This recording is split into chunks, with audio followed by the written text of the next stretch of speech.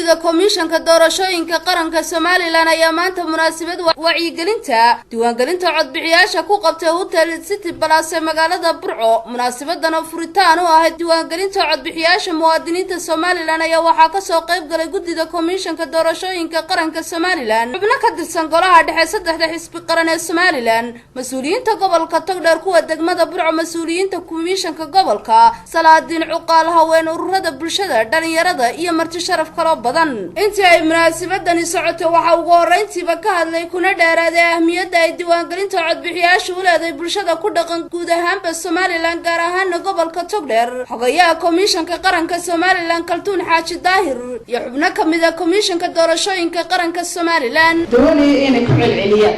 oo waqti badan ay qaataan oo kaarar badan ay qaataan oo hadda ay si musuqmaasuq ah codkooda u dhiibtaan. taasina doonayna inay ku joojino oo qofku wuxuu xaq u leeyahay hal cod inuu dhiibto. sida awoodeed baynu u doonaynaa in kaarka iyo qofku uu qaato, inta la siinayo loo diyaarinayana wacyigelinta uu sii qaato. waxaa jira xeer aanan cidina dhaafi karin oo ah xeerka diiwaangelinta codbixiyayaasha oo ah xeer number 37/2007. xeerkani wuxuu fududaynayaa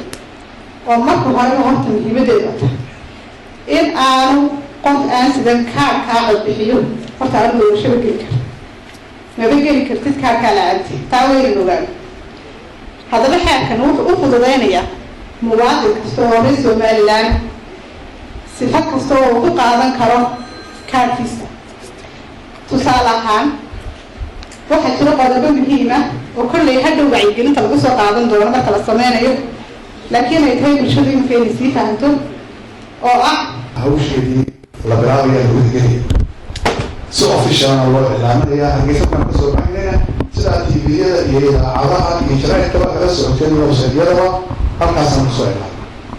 haddaba waxay isweydiin diiwaangelin maxay tahay? diiwaangelin waa dhowr qodob oo kala dambeeya oo aan midna midka kale ka maarmin. waxa ugu horeeya waa waxa la yidhaahdo wacyigelinta. qofku haddii aanu aqoonin ama aan loo sheegin siduu isu diiwaangelinayo, waddada saxa ah ee uu marayo, ta ugu sahlan ee uu marayo, cidda uu kala kulmayo goobta diiwaangelinta, cidda diiwaangelinaysa, cidda isdiiwaangelin karta, cidda aan xaq u lahayn iyo wixii la mid ah. haddii aanu qofku ogeyn waxaa laga yaabay khalad badan ku yimaado, isaga waqti badani ka lumo, kii diiwaangelinayana waqti badani ka lumo, hawshana ay caqabad ku timaado. qofka muwaadinka ah ee yimaado goob lagu sameynayo diiwaangelin lagu sameynayo kaarkiida, kaarka haddii aanu haysan, kaarkii muwaadinka ee madaniga ah haddaanu haysan, waxaa la sameynayaa cid caddaysa qofkaas inuu muwaadin yahay ayaa goobtaa joogto oo loogu talagalay. waxaa la caddaynayaa oo sida imikaba loo caddeeyo qofkaasu Somaliland inuu yahay. waxaa iyaguna geestooda ku dhiirigeliyay taageerayaashooda inay si midaysan uga qayb qaataan diiwaangelinta codbixiyaasha Somaliland si ay fartooda ugu heeliyaan maalinta codbixinta doorashooyinka Somaliland. saddex xubnood oo ka socday golaha dhexe saddexda xisbi qaran ee Somaliland ugu baaqaya dhammaan taageerayaasha xisbiga wadani bariyo galbeed iyo dhexda meel kastoo ay joogaan inay ogaadaan in ay maanta oo bishu 21 tahay ay bilaaban tahay diiwaangelintii codbixiyaha albaabkeedii oo wacyigelinta ahna aynu taaganahay. sidaad la wada socotaan dadka taageersan xisbiga cadaaladda iyo daryeelka ee gobolka Togdheer, degmada Burco, dhammaan jamhuuriyadda Somaliland, fariinta aan farayaa waxay tahay inay diiwaangelinta iyo weliba caaqil, suldaan, mutacallim in alla inta taageerta xisbiga wixii inay si xalaala uga qayb qaataan wacyigelinta. haddii alla yidhaahdo gelinihii hore inoo soo maray ee marba kaadhar kale ka soo garan jiray ee ay dhici jirtay iyadoo 8 milyan 10 milyan 12 milyan dollar kharash ay ku baxaan in diiwaangelintii la tuuro waxaa la keenaya waxaad markaad aragto inay yar oo 15 kan sidii commissionerkii hore uu sheegay inuu yiri burcal laga badi waa ka xanaaqna waa run waa ka xanaaqna waa taasu iyadu waliba markay diiwaangelinta tahayna lama soo marsiin karo haddii ilaahay ka dhigo aad iyo aad baan hawshin idinku soo dhaweynaynaa xagga maxaa wacyigelinta iyo ka qayb qaadashadeeda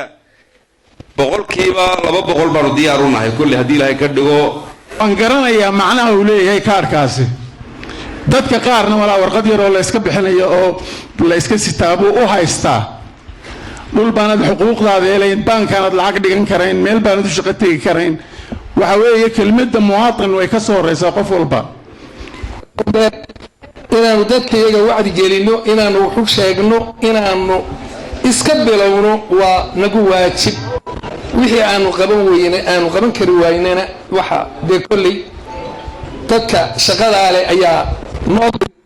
ugu dambeyntiina waxaa munaasabadani soo afmeeray gudoomiye ku-xigeenka gobolka Togdheer Maxamed Diiriye Xayd waxaanu yidhi mar saddexaadba ku soo dhawaada Burcawnland taahada ka gudbo waxa halkan maanta laga daafuray dhammaan gobolada Jamhuuriyadda Soomaaliya oo dhan in Burco lagu qabto wacyigelintii diiwaangelinta codbixiyayaasha reer Burco haddaynu nahay waxaynu doonaynaa inaynu ballan qaadno inaynu wacyigelinta ballaaran ee laynoogu soo exday maanta laga bilaabay Burco inaynu marka hore qaadano waar ma qaadanay wacyigelinta aynu gaarsiino guriyeen wacyigelintaas waxa loo baahan yahay inay gurigeenna iyo